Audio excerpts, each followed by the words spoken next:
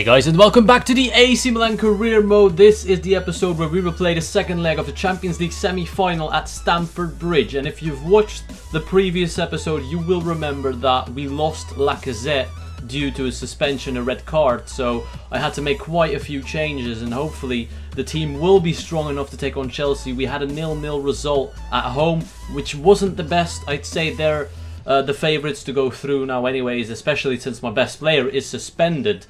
But the game still has to be played. Let's go to the bridge. I can't remember the last time we were the underdogs in a game like this in the Champions League. Usually we're the strongest team and we just dominate teams completely. But this time it's different. Chelsea have the better team and they have the first result advantage as well, the 0-0 at the San Siro. Can we do it? If we pull it off, can we get a like on the video, guys? If we qualify for the final, let's hit 100 likes, if it happens. If I fail, you don't have to do it, of course. But yeah, it's going to be a tense game. It can go either way. I don't know what's going to happen, to be honest. Let's take a look at the team. But first, we take a look at the Chelsea lineup. No real changes, I'd say, whatsoever. Thibaut Courtois still in net, denying us that goal in the first game. He was absolutely brilliant. The brothers Hazard still playing behind Cavani, as well as Willian. I'm looking to break them down at some point. Maybe they will start to attack now and we can hit them on the counter, I don't know. But here is my line, and I've made some controversial decisions. Felipe Coutinho is going to play on left wing, David Gigla on right wing, so I can put Griezmann up front with Anichebe.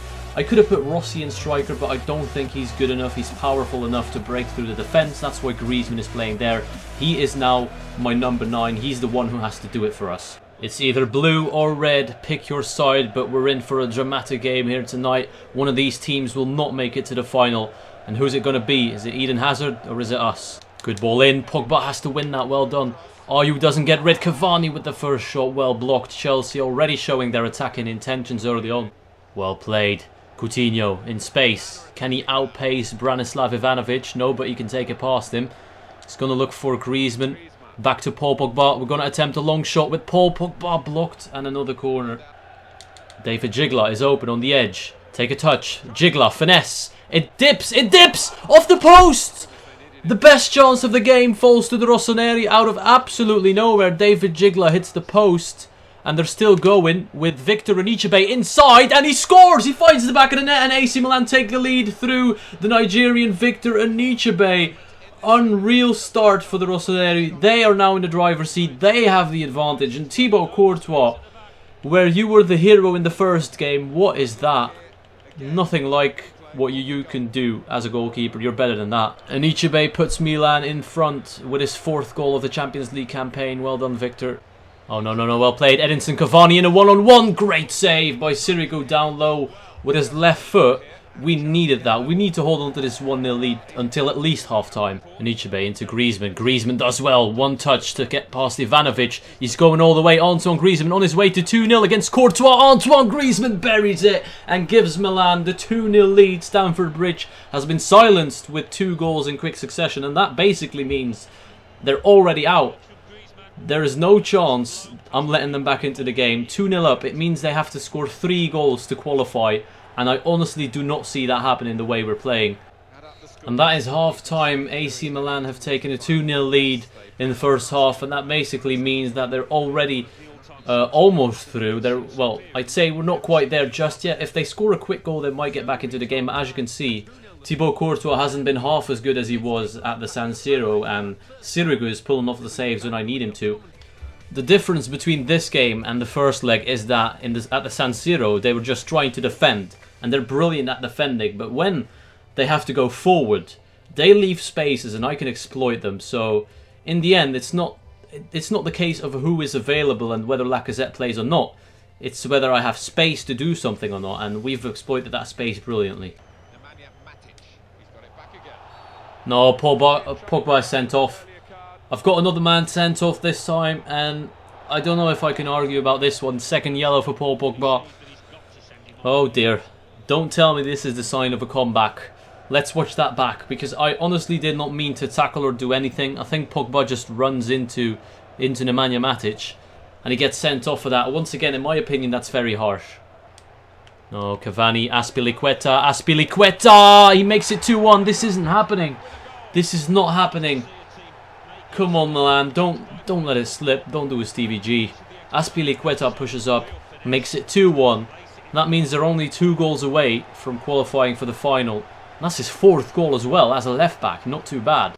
Alright guys, it's the 65th minute. I decided to go park the bus. I'm going to apply the Chelsea tactic to them. Fabian Schär and CDM, no intentions of going forward. That's why he's playing there. Oduamadi replacing Anichebe so we can hit them on the counter with pace.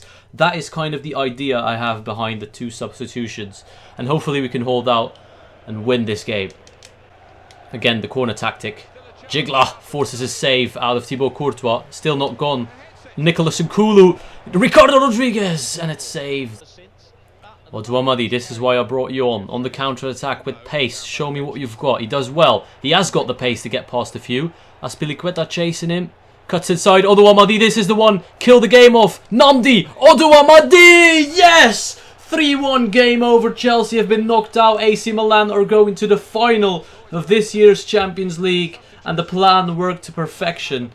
After the sending off of Paul Pogba and conceding that goal from Azpilicueta, I really feared the worst. But the substitution of Oduamadi has proven to be the right thing to do. And he scores to give us a 3-1 lead. Well done. Griezmann, there we go, 2v1. Griezmann, come on, finish it off against Thibaut Courtois. Antoine Griezmann buries it, it's 4-1. They went all out attack. I'm not going to take credit for that goal. Chelsea just had to pile men forward, and we took advantage of that, and it's going to end up being an absolute whitewash at Stamford Bridge. I'm surprised the crowd is still staying. That's it, we've done it. We've qualified for the final. Chelsea have been knocked out. The miracle is complete. A 4-1 win at Stamford Bridge is not what I expected. And to be honest, it looked like we were going to have a difficult game. We took an early lead, 2-0. I thought, yes, this is it, we've won. But then we got a man sent off again and they scored. The substitutions killed it for me. They just killed the game off. That was absolutely brilliant. I want to thank Oduamadi especially. What a man. In all seriousness, the team played absolutely brilliantly, every single one of them. Even Pogba, who in my opinion did not deserve to get sent off, and Griezmann as a striker did pay off as well, 2 goals and an assist. Lacazette, we don't need you. Right, we've got a few messages. Andrea Poli is back from his injury, Lacazette is back from his suspension, but unfortunately Paul Pogba will miss the Champions League final. Could that mean something, or I don't know. We've seen it with Lacazette. In the end, if you have the right tactical plan, it does not matter who's available. You can still pull it off, but the final, who's it going to be? Borussia Dortmund or Real Madrid? Apparently, Real Madrid managed to turn around a 2-1 deficit into a 4-2 win on aggregate. That means they smashed Borussia Dortmund 3-0, either at home or at the Sinole Iduna Park, I'm not sure. But that means the final will be AC Milan against Real Madrid, the 26th of May. Very much looking forward to that. In the same week, we have the Coppa Nazionale final against Juve as well. So, interesting month coming up, of course. And we still have the game against Parma as well that we have to play. I'm going to go over that game very quickly. Alright guys, we have a 5-point lead on second-ranked Juve. This is the side I'm going to use for the game against Parma. We have 2 weeks of rest after this game, so there is no harm in playing my better players.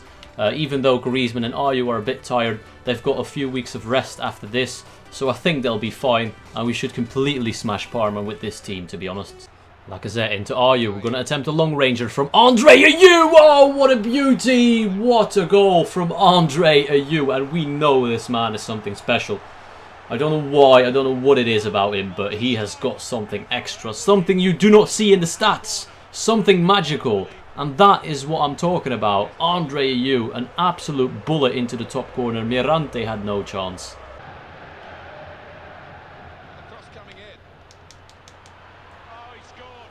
Oh wow. Well done then, I guess. Well done, defence. Quality that is. El Arabi equalises straight away. Don't know what was going on with the marking. Bamba and Nkulu both going for him. That's poor. No, that's pathetic defending. Into Ayew. What's he going to do with this? Tough situation. Back to Paul Pogba for a long shot. Paul Pogba also can hit them, but he hits the post. Unlucky, Paul. That was a decent shot. We're going to go for a short free kick. I think it's too close to score from here. So Lacazette is going to take a touch and bury that. No, it's a good save from Mirante again.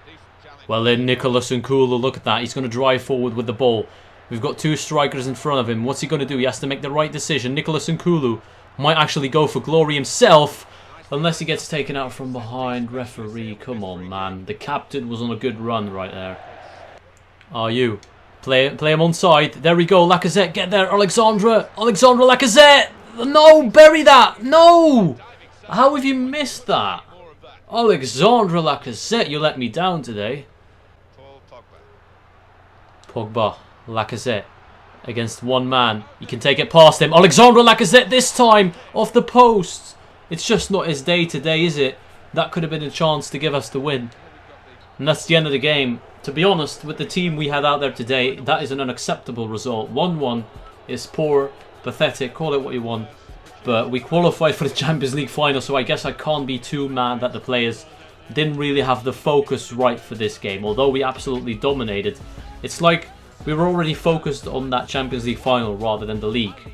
Hopefully we won't slip now in the league because I think Juve are going to come a bit closer now. Right guys, we've made it to the 1st of May. That means I can finally sign some of these youth players. Unfortunately, some of them have, well, terminated their contract, so I've lost them. But it was worth it in my opinion. I'm going to give every single one of them a contract. I'm going to scroll through their stats quickly right now so you can see them. There are some beauties in there, especially Lisandro's David Lomban. I mean, look at those stats. They're just incredible. And hopefully he'll be just as good as his, well, potential suggests he is. Right, we've got a lot of messages to read. Updates from Spain, monthly scouting updates. Stefan El Shaarawy is back from his injury. That's fantastic news. And all these youth players have signed their contracts. So we will take a look at them in just a second.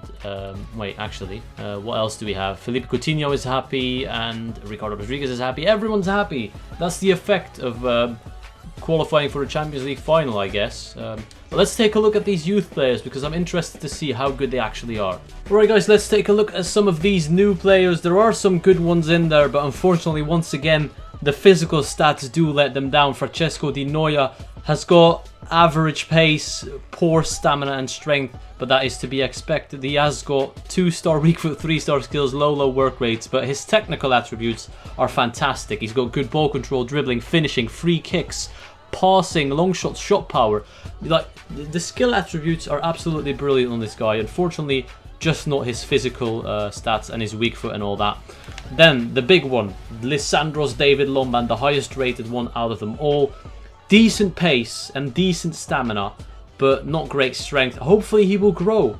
I just want him to grow in those physical stats. It's alright for a 16-year-old, but if it stays like that, he's unusable. He's got 5-star skills, perfect work rates, but no good weak foot. He has got no left foot, basically. On to his skill attributes, decent ball control, crossing and dribbling. Like to see that. Good passing as well, decent long shots, but not enough shot power to actually use those long shots. So he's a bit similar, like I'd say Maxime Dreyer or Frost Damek. On to this guy, Wakili Afeninu. Wait. Wakili Afeninu. What? Yeah, that. Physically, not the best. He's a centre midfielder. 5-star skills yet again. Low work rates. Decent technical attributes with dribbling and passing again as per usual, but not great shot power. Very similar to the other guys as well. Mats Muller-Ansel, physically even worse. I don't know what to think of this guy, to be honest. He's got good dribbling, finishing and ball control. And that's about it. Not too amazing. Baselli, the goalkeeper, is just, I'd say, average. 6'2" as well. Not the best. Right guys, I'm going to cut the episode here. It might be slightly longer due to the fact that I've signed so many youth players in this episode, but I had to show you them. Other than that, let's take a look at what the next episode has got in store for us. We have Inter and Roma, 2 huge games. There's 3 games left this season. And if we want to win the title, we need to win at least one of these final 3 games, because I think we have a 5-point lead on Juve with a game in hand. 1 win should be enough. I hope you're looking forward to that. I hope you enjoyed. I want to thank you all for watching, and I'll see you all later.